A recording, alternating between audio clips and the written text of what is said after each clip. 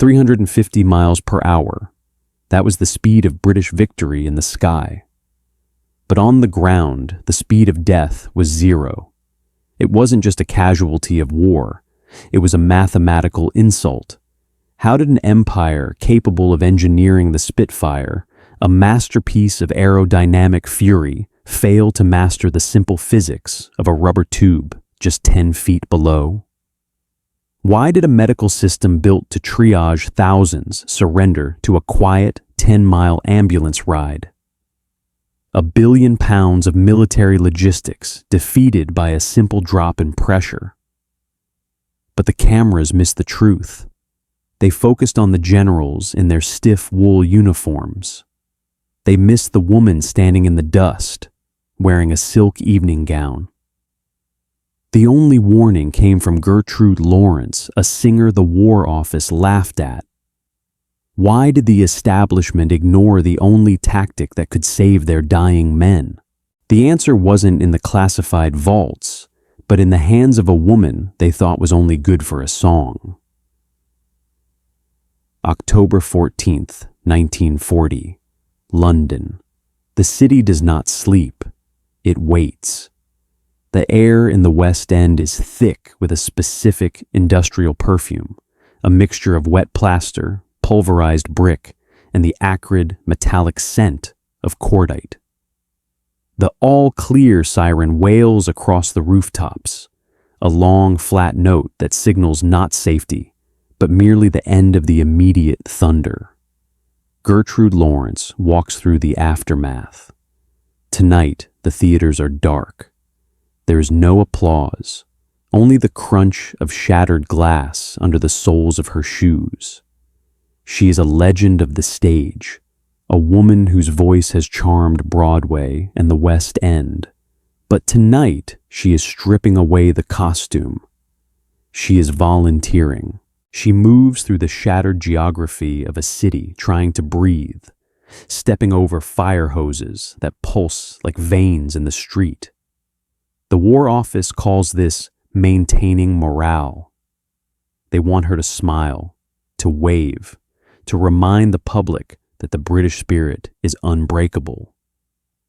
But Lawrence is not looking at spirits. She's looking at logistics. She watches the civil defense teams pull a young man from the cellar of a bakery. The building is gone, erased by a high explosive bomb, but the boy is intact. He is conscious. He is talking. He asks for a cigarette and a cup of tea. His face is pale, dusted with white powder, but he is smiling. By all metrics of the Royal Army Medical Corps, this man is a success story. He has been rescued. He is green on the triage tag. Walking wounded. 30 minutes later, he is dead. He does not die from shrapnel. He does not die from the crush. He dies in the back of a canvas-covered lorry, rattling over the cobblestones toward a hospital that is too far away. Lawrence watches the body being unloaded at the depot. She sees the confusion on the orderlies' faces. They did everything right. They followed the manual. They loaded him, they covered him, they drove him, and the manual killed him. Here's the mechanism of the failure. The human body is a pressurized hydraulic system. When that system is breached by internal trauma, a ruptured spleen, a torn artery hidden deep in the abdomen, the pressure drops. The heart, sensing the void, does not slow down to conserve energy. It panics. It beats faster, a desperate thumping rhythm that pumps the remaining fluid out into the internal cavity even quicker. This is hypovolemic shock. It is not a slow fade. It is a mechanical collapse. The organs starve. The brain shuts down. And every bump in the road, every minute spent in traffic, accelerates the drain. The ambulance designed to save him becomes a centrifuge of death, shaking the life out of a system that needed stability and pressure right there in the dirt. The War Office treats this timeline as a fixed variable. They believe the only solution is to transport the broken hydraulic system to a repair shop, the hospital. They focus on the vehicle's speed.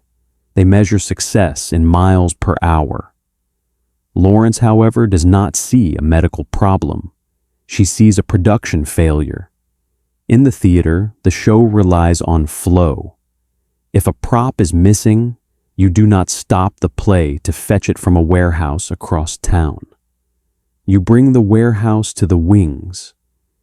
You keep the rhythm of the scene alive. She looks at the dead boy, his tea still warm on the pavement, and she realizes the mistake isn't the wound. It's the cue. She approaches the triage tent set up in a nearby park. The canvas snaps violently in the cold wind. Inside, the air is heavy, smelling of iodine and fear. She finds a senior medical officer, a colonel whose exhaustion has hardened into a brittle kind of cynicism. He is marking charts with a red pencil, deciding who waits and who goes. She asks a simple question, her voice cutting through the groans of the injured. Why are we moving them before we fill them? The colonel doesn't look up. He sees a civilian. Worse, he sees a celebrity, a tourist in hell, come to sprinkle some stardust on the misery. Miss Lawrence, he says, his voice flat, not missing a beat with his pencil. This is not a dress rehearsal. We move them because the equipment to transfuse blood weighs 200 pounds. It requires a sterile operating theater, glass vacuum bottles, and gravity. We cannot perform surgery in a ditch. Lawrence steps closer. She ignores the rank. She ignores the friction of his tone. I don't want surgery, she presses. I want a pump, something portable. If you can carry a rifle, why can't you carry a heart? If you can put a carburetor in a Jeep to pump fuel, why can't we put a pump in a bag? The colonel finally stops writing. He looks at her over the rim of his spectacles. It is a look of profound institutional pity. He offers a smile that doesn't reach his eyes, a smile reserved for children and fools. Medicine is not mechanics, Gertrude, he says, reciting the crystallized arrogance of his era. The human body is not an engine you can jumpstart with a gadget. Leave the logistics to the men. Stick to the singing. It raises morale. That is your contribution. He dismisses her. He dismisses the idea. He returns to his triage, comfortable in the certainty of his procedure. He believes that the complexity of his equipment is proof of its superiority. But the colonel had fatally underestimated the enemy. He believed the threat was the German Luftwaffe hovering above him. He treated the silence of the shock patients as stability, but he was fighting the wrong war. While he managed the logistics of transport, a silent biological thief, the plunge in blood pressure, was already in the back of his ambulances, stealing the very army he was trying to save. The system was confident it could outrun death, but death was not racing them. It was waiting in the passenger seat. Lawrence leaves the tent. She steps back into the blackout. The cold air hits her face, but she doesn't feel it. She feels the heat of indignation. She does not sing.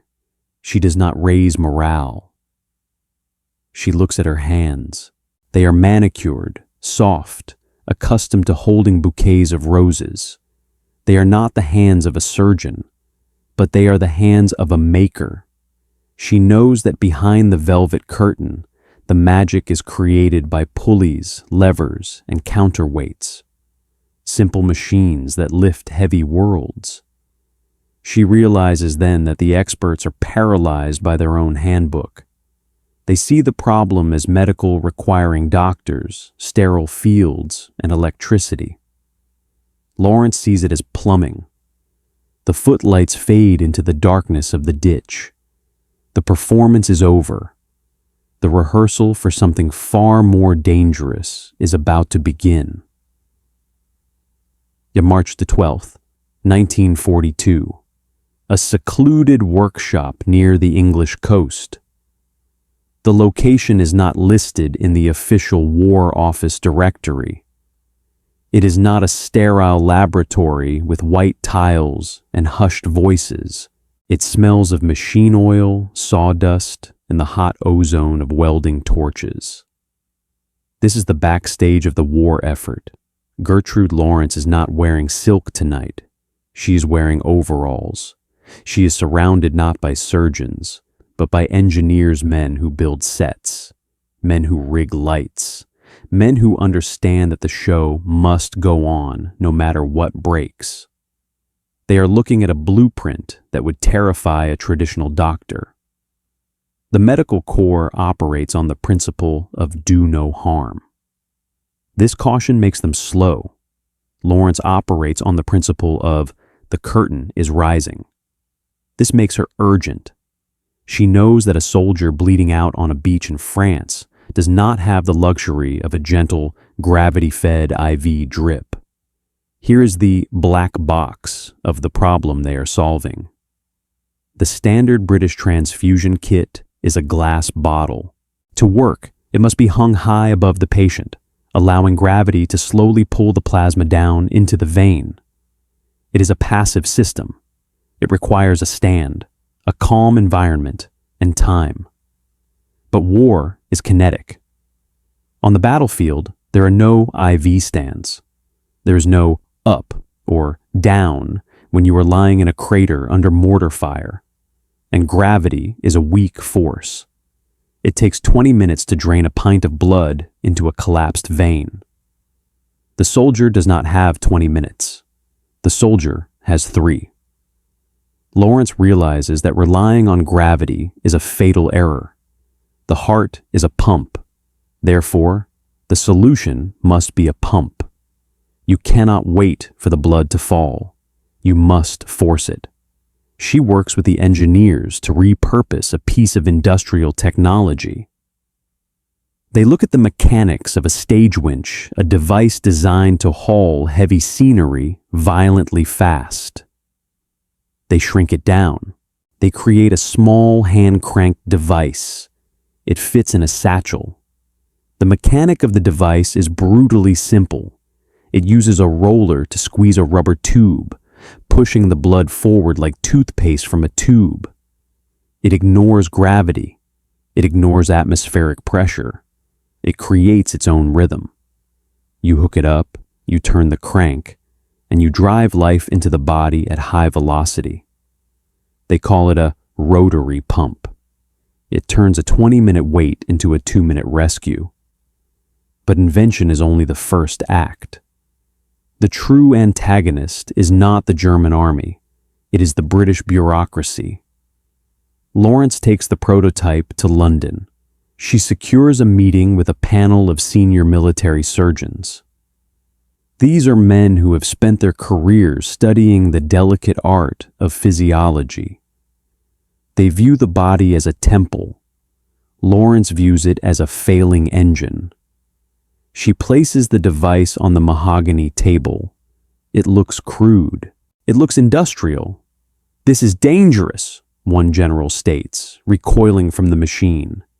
"Forcing fluid into a vein at this speed, you'll burst the vessels. You'll cause heart failure. It is aggressive." "War is aggressive," Lawrence counters. "Dying is aggressive. You are worried about bruising a vein. I am worried about the man being dead before you find the vein." The general shakes his head. "We have procedures, Miss Lawrence. We have glass bottles manufactured by the thousands. We have a system. We cannot issue an experimental, hand-cranked gadget to untrained field medics. It's too risky." He pushes the device back across the table. "Stick to the fundraising," he says, effectively closing the curtain on her innovation. "We appreciate your enthusiasm, but you are an amateur." The meeting ends. The device is rejected. But here's where the story pivots. A soldier accepts an order. A star knows when to rewrite the script. Lawrence does not accept the rejection. She understands something the generals do not. The generals believe that authority comes from rank. Lawrence knows that authority comes from the audience, or in this case, the end user. The medic in the field doesn't care about regulations. He cares about keeping his friends alive. She returns to the workshop. She does not stop production. In fact, she increases it. While the War Office is busy ordering thousands of fragile glass bottles that will shatter in the chaos of the coming invasion, Lawrence's team is building a shadow arsenal. They are assembling the pumps in secret. They are bypassing the official supply chain entirely. This is the ghost in the machine. While the establishment prepares for a war of maps and movements, Lawrence prepares for the reality of flesh and blood. She uses her network, the drivers, the nurses, the pilots she meets at charity galas to smuggle the devices into the field kits of frontline medics. It is an act of treasonous compassion. She is distributing unauthorized medical equipment. If a soldier dies while hooked up to one of her pumps, she could be held criminally liable. She is risking her reputation, her career, and her freedom. But the system was too busy looking at the horizon to notice what was happening in its own pocket. The generals were preparing for D-Day. They were calculating tonnage, wind speeds, and tide tables. They were obsessed with the big picture. They believed that victory was a matter of landing craft and artillery shells. They treated the casualty rates that predicted thousands of dead as a fixed cost of doing business. They assumed that once a man was hit, he was a statistic. But they had fatally underestimated the variable of time. They believed the golden hour was a metaphor. They didn't realize it was a mechanical deadline. By refusing to update their medical technology, they were sending men into the most advanced combat in human history with medical tools from the Victorian era. They were preparing to fight tanks with glass bottles. Nature, however, does not respect rank. The human body does not care about the general supply chain. When the shrapnel hits, the body follows the laws of physics, not the laws of the army. And physics was about to deliver a brutal lesson. June 1944. The channel is gray. The ships are gathering. The greatest armada the world has ever seen is poised to strike the beaches of Normandy. On the decks of the transport ships, young men are checking their rifles. They are checking their grenades. And deep inside the canvas satchels of a few lucky medics who knew a guy, who knew an actress, there sits a strange metal lump. It is not standard issue. It is not approved. It is a hand-cranked rebellion against death. The generals sleep soundly, confident in their plans. They do not know that the only thing standing between their army and a catastrophic loss of life is not their strategy, but a piece of stage equipment they threw in the bin 2 years ago. The invasion begins, and the first thing to break is the silence. Then the system breaks. As the landing craft drop their ramps into the surf of Omaha and Gold Beach, the reality of the black box engages. The water turns red. The air fills with the screaming metal of machine gun fire. Men fall, thousands of them. The official medical plan evaporates instantly. The glass bottles of plasma, they shatter in the packs as medics dive for cover. The gravity stands, useless on a beach explicitly designed to kill you if you stand up. The standard procedure is dead. The manual is useless. In the chaos of the sand dunes, a medic crawls toward a screaming soldier. The soldier's leg is gone. He is gray. His eyes are rolling back. The hydraulic pressure is zero. The medic reaches into his bag. He does not pull out a glass bottle. He pulls out the forbidden machine. He jams the needle into the collapsed vein. He threads the rubber tube through the rollers, and he begins to crank. Whir, click, whir, click. It is the sound of a mechanical heart beating in the hands of a desperate man. The blood does not drip. It rushes. It forces its way into the soldier's system against the shock, against the cold, against the inevitability of death. For the first time in the history of the war, the speed of the cure matches the speed of the kill. The soldier gasps. Color returns to his face. The machine is working. The actress was right. But the victory is not yet won. The beach is still a slaughterhouse. And back in London, the generals are waiting for the casualty reports, unaware that their statistics are being rewritten by a device they outlawed.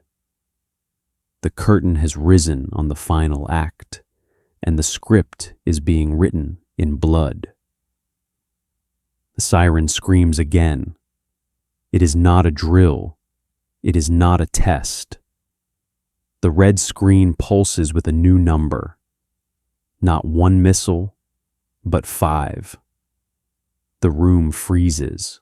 The chaotic shouting of the technicians dies instantly, replaced by the hum of the cooling fans inside the mainframe. This is the moment the Soviet Union has trained for since 1945. The protocol is absolute. The manual is clear. When the system detects a launch, you do not think. You retaliate. Stanislav Petrov stands in the center of the bunker, the weight of the entire world resting on the receiver of a plastic telephone. According to the machine, the United States has just initiated the apocalypse. The satellites gazing down at the Montana missile fields have detected a thermal spike. Input: sunlight glances off the tops of high-altitude clouds at a specific rare angle. The mechanism: the Molniya satellite's infrared sensors, lacking the ability to distinguish between solar reflection and the thermal bloom of a solid-fuel rocket engine, simply register the intensity. The logic gate trips. Output: the computer interprets a sunrise as a nuclear first strike. Petrov looks at the screen. 5 missiles, he whispers. And here, the human spirit clashes with the massive system. The logic of the machine is flawless. 5 thermal signatures equal 5 missiles. But Petrov's logic is human. Why only 5?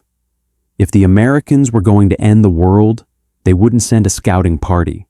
They would send everything. They would send thousands. 5 is not a war. 5 is a mistake. The generals in Moscow are waiting for his word. If he says, confirmed, the silos open and civilization ends in 30 minutes. The Yinchek launch button is under his thumb. It is bright, red, and terrifyingly simple. He lifts the phone. His hand is shaking, but his voice is like stone. False alarm, he says. The line goes dead. He hangs up and waits to see if he is right, or if he has just ignored the death of his country. Minutes pass like hours. The air in the bunker is stale, smelling of ozone and fear. The technicians stare at their screens, waiting for the impact that never comes. Then the radar stations confirm it. The skies are empty, The siren stops. The red light fades. The world keeps spinning, completely unaware that it had been 1 second away from burning. Petrov collapses into his chair. He has saved billions of lives. He has done the impossible. But the system does not forgive those who prove it wrong. You might expect a parade. You might expect a medal. But that is not how the establishment works. To honor Petrov is to admit that the billion-ruble early warning system, the pride of the Soviet military, was defeated by a trick of the sunlight. It is to admit that their safety was an illusion, so they punish him. General Votintsev does not thank him for saving the world. Instead, he reprimands Petrov for failing to fill out the service log correctly during the crisis. The heroes of the bureaucracy are not the ones who stop disasters. They are the ones who follow the rules, even into the grave. Petrov is quietly pushed out. He is denied a promotion. He is erased from the history books, sent to live out his days in a dusty apartment in Fryazino, surviving on a meager pension, while the generals who built the faulty machine keep their rank. He saved us all, and his reward was silence. Today, we build systems faster and smarter than the Molniya satellites. We hand over our stock markets, our news feeds, and even our weapons to algorithms we barely understand. We trust the black box because it is efficient, because it removes the burden of choice. But we must ask ourselves, when the next glitch happens, when the next sensor confuses a sunrise for a warhead, will there be a human in the loop? Or will we have finally removed the only thing that can save us, the ability to disobey? Stanislav Petrov died in 2017. He never considered himself a hero. "I was just the right man," he said, "in the right place." But history knows better. He was the man who refused to believe the machine. If you believe that the truth matters more than the manual, and that stories like Stanislav's deserve to be remembered, please join our ranks by subscribing.